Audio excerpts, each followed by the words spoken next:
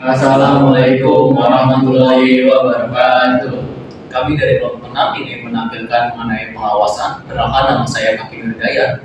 Perkenalkan, nama saya Ferdi Minabdo. Perkenalkan, nama saya Gilang Hidarsi. Perkenalkan, nama saya Aisyah Rafifah. Perkenalkan, nama saya Ibnu Safian. Perkenalkan, nama saya Firalin Safahat. Sekian perkenalan dari kami. Selamat menikmati.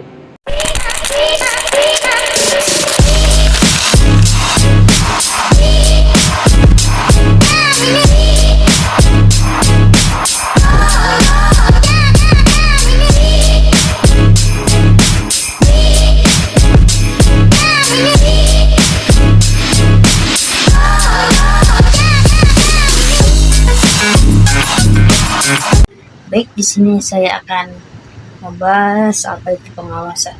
Pengawasan adalah suatu kegiatan untuk memastikan bahwa pelaksanaan pekerjaan sesuai dengan rencana, tujuan, dan standar yang telah ditetapkan, serta untuk mengidentifikasi dan mengatasi masalah yang muncul selama proses tersebut. Pengawasan bertujuan menjaga efektivitas dan efisiensi dalam mencapai tujuan organisasi. Ada beberapa metode pengawasan yang umum digunakan.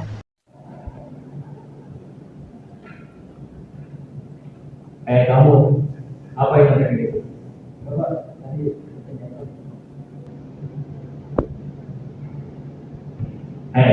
Kamu tidak sekali lagi ujian nanti kayak gini, kamu sampai 2 kali. Ya, Pak. Pengawasan langsung adalah pengawasan yang dilakukan dengan cara mendatangi dan melakukan pemeriksaan di tempat terhadap objek yang diawasi. Jika pengawasan langsung ini dilakukan terhadap proyek pembangunan fisik, maka yang dimaksud dengan pemeriksaan setempat itu dapat berupa pemeriksaan administratif ataupun pemeriksaan fisik di lapangan. Selamat pagi, Pak. Selamat pagi tim keuangan. Bagaimana perkembangan laporan keuangan bulan ini? Untuk bulan ini kami sudah menyusun laporan keuangan lengkap. Kami telah menghitung total pendapatan, pengeluaran, serta laba bersih untuk produk yang kita jual. Bagus, bisa Anda jelaskan secara singkat mengenai hasilnya? Total pendapatan untuk Basreng mencapai 5.225.000 dengan target penjualan sebanyak 209 bungkus sudah tercapai. Sedangkan untuk lumpia udang dengan harga 25.000 per bungkus, total pendapatan mencapai 3.750.000 dari 150 bungkus yang terjual. Baik, lalu bagaimana dengan pengeluaran bulan ini? Pengeluaran terbesar bulan ini berasal dari biaya produksi dan bahan baku. Untuk biaya produksi per bungkus sebesar 12.000, sehingga total biaya produksinya adalah 2.508.000. Sementara itu untuk lumpia udang, biaya produksi per bungkus 15.000, sehingga totalnya adalah 2.250.000. Oke, jadi berapa laba bersih yang kita peroleh setelah dikurangi biaya tersebut? Untuk Basreng laba bersih mencapai 2.717.000, sementara untuk lumpia udang laba bersihnya sebesar 1.500.000. Luar biasa, ini menunjukkan tren yang positif. Ada hal lain yang perlu saya ketahui? Baik Pak, kami juga ingin mengusulkan agar kedepannya ada alokasi anggaran untuk promosi tambahan mengingat permintaan yang meningkat. Saran yang bagus, terima kasih atas laporannya. Mari kita lanjutkan peningkatan ini di bulan berikutnya. Baik. Pengawasan tidak langsung menggunakan laporan, hasil kerja, atau data statistik yang memberikan gambaran kinerja pekerja atau hasil proses tanpa memerlukan kehadiran langsung pengawas. Duduk kamu. Ya, Pak. Kamu tahu ini apa? Tahu, Pak. Terus kenapa masih bawa? Disuruh sama teman, Pak. Kamu tahu peraturan sekolah ini apa? Tahu, Pak. Terus kenapa masih bawa kayak ginian? Enggak, Pak. Saya cuma disuruh teman doang. Terus kamu mau aja gitu? Ya, Pak. Maaf, Pak. Besok panggil orang tamu ke sini. Jangan, Pak. Panggil atau saya yang hubungi langsung? Jangan, Pak. Panggil sekarang. Ya, Pak. Nanti saya panggil. Oke. Keluar kamu. Terima kasih, Pak. Maaf, Pak.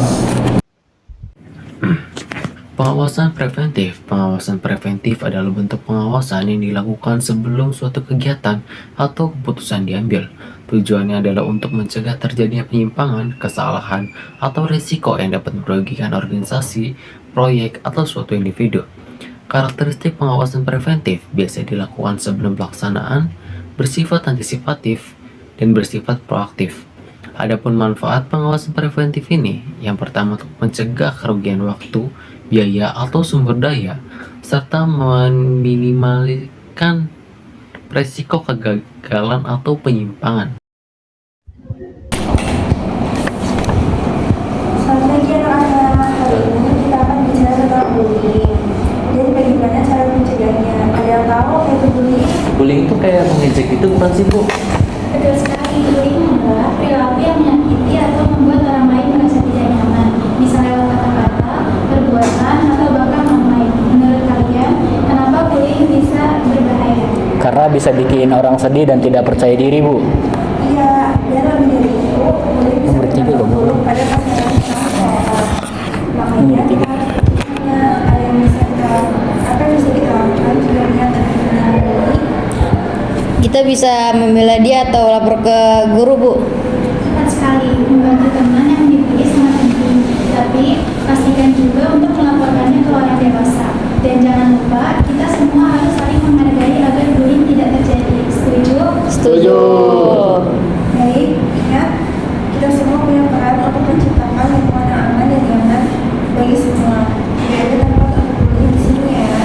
Iya, Bu. Ya, Bu. Kasih Bu edukasinya, Bu. Pengawasan korektif. Pengawasan ini bertujuan untuk memperbaiki kesalahan dan penyimpangan yang terjadi dalam proses kerja, sehingga tidak terulang lagi di masa depan.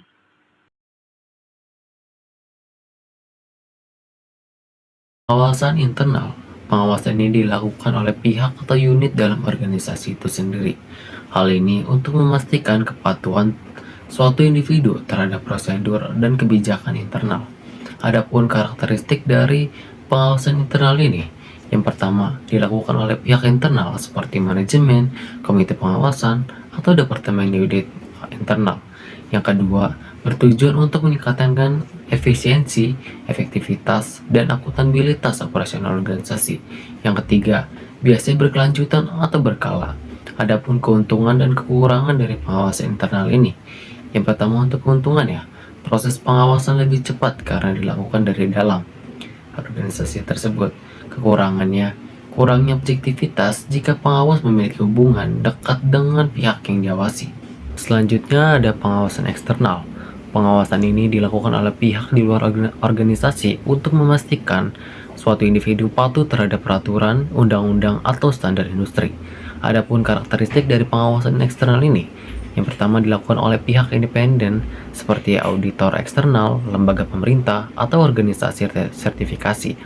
Adapun keuntungan dan kerugian dari pengawasan eksternal ini, yang pertama untuk keuntungannya, objektivitas dan independensi lebih tinggi. Sedangkan untuk kekurangannya, proses ini memakan waktu yang lebih lama serta biaya yang lebih besar dikarenakan menggunakan jasa pihak keluar.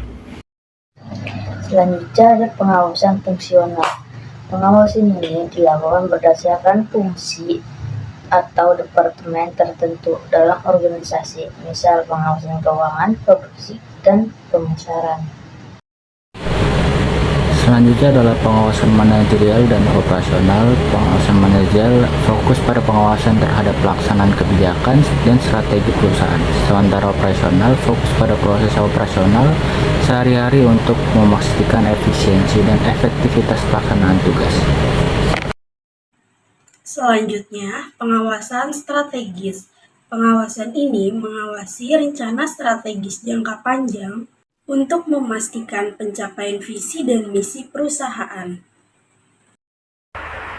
Pengawasan formal dilakukan secara resmi melalui prosedur atau mekanisme yang terstruktur, seperti rapat atau laporan. Sedangkan pengawasan informal dilakukan secara tidak resmi, seperti observasi harian atau diskusi informal. Sekian penampilan video dari kelompok kami, semoga bisa menginspirasi buat kalian semua. Wassalamualaikum warahmatullahi wabarakatuh.